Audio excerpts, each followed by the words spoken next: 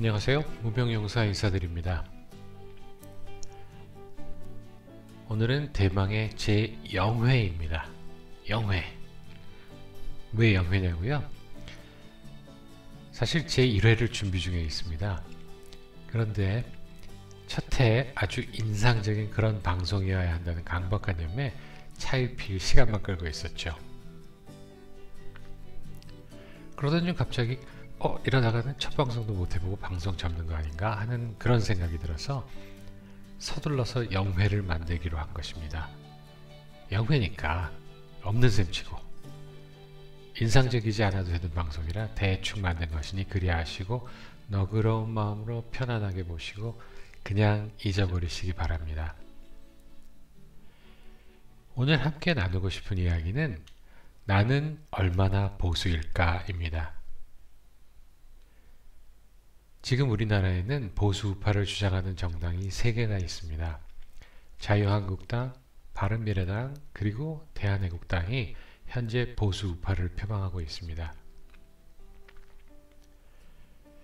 이 세 정당이 앞으로 반문이라는 기치하에 하나로 통합이 될지 안 될지는 지켜보아야 할 일이겠습니다만은 어쨌든 지금 현재 자신의 보수 정도를 파악해보고 어느 정당과 자신이 맞는가 하는 것을 한번 재미삼아 알아보도록 하겠습니다. 박근혜 대통령의 탄핵에 대해 어찌 생각하십니까? 저는 보수의 역사는 탄 전, 탄 후로 나눈다고 생각합니다. 탄핵 전에 자신의 포지션이 어떠했는가도 중요하죠, 물론. 하지만 탄핵 후에 자신이 어떤 포지션을 취하고 있는가가 더 중요하다고 생각합니다. 탄전, 탄후를 나누는 날짜는 2017년 3월 10일입니다. 2017년 3월 10일 탄핵 선고일이었죠. 그 3월 10일 이후로도 탄핵 무효를 외치고 있다면 당신은 탄핵 무효다파가 될 것입니다. 또한 탄핵 전에는 비록 탄핵 반대를 외쳤지만 탄핵 후 침묵하고 있다면 당신은 탄핵은 묻고 가자파가 될 것입니다. 탄핵이 무효인 이유는 법치주의를 위반했기 때문이며 따라서 탄핵은 과거사이니 지나가자 라고 주장하는 사람들은 법치를 무시하고 있는 것이 됩니다.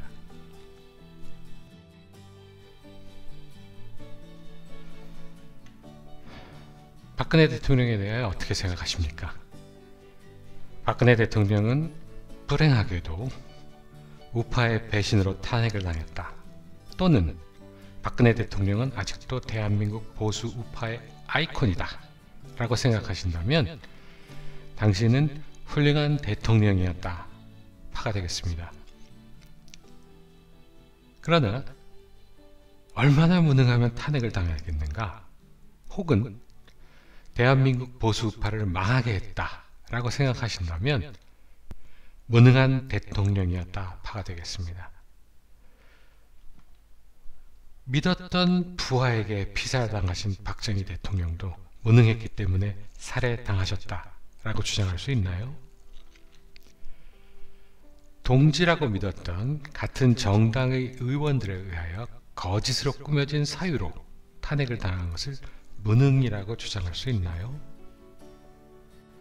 그러면 배신을 하고 당권을 차지한 그 년놈들은 유능한 것이 되나요?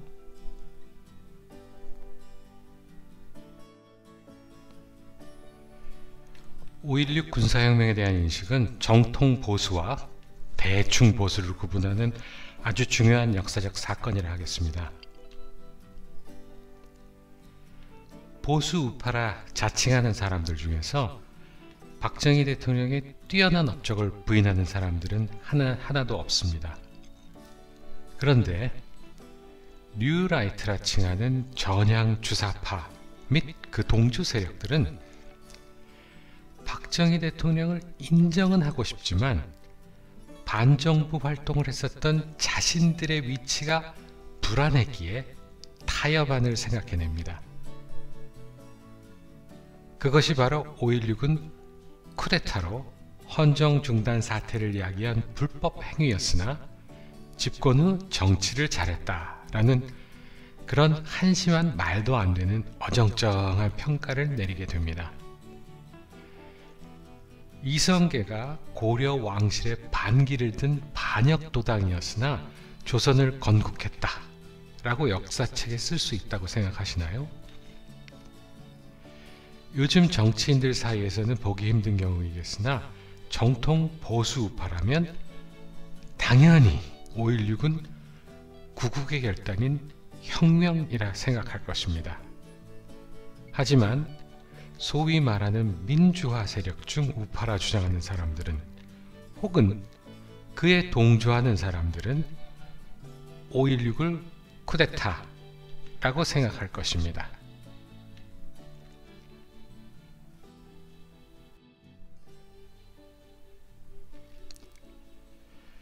좌파 정부만 들어서면 과거사를 후벼파고 뒤엎어서 반정부 국가 전복 세력들을 민주화 투사들로 만들어 왔습니다.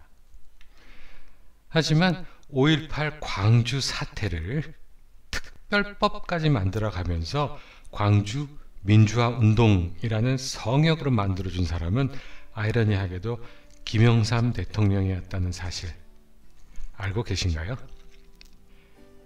사실 김영삼 대통령을 어찌 평가하는가 하는 것도 보수우파 정도를 평가하는데 큰 기준이 될 수 있지만 오늘은 시간 관계상 제외를 시켰습니다. 민주화 운동은 대한민국의 역사에 순기능을 한 것보다 역기능한 것이 더 많다고 느끼신다면 민주화를 가장한 폭력혁명 선동이었다 파가 되시겠습니다. 민주화 운동으로 나라가 발전하고 민주주의가 완성되었다 라고 생각하신다면 독재에 항거한 민주화 운동이었다 파가 되시겠습니다. 그 민주화 운동의 선봉에 서서 독재 타도를 외치던 인물들이 지금 저과대를 차지하고 있는 것이 민주주의의 완성이라 생각하는 것은 아니겠죠?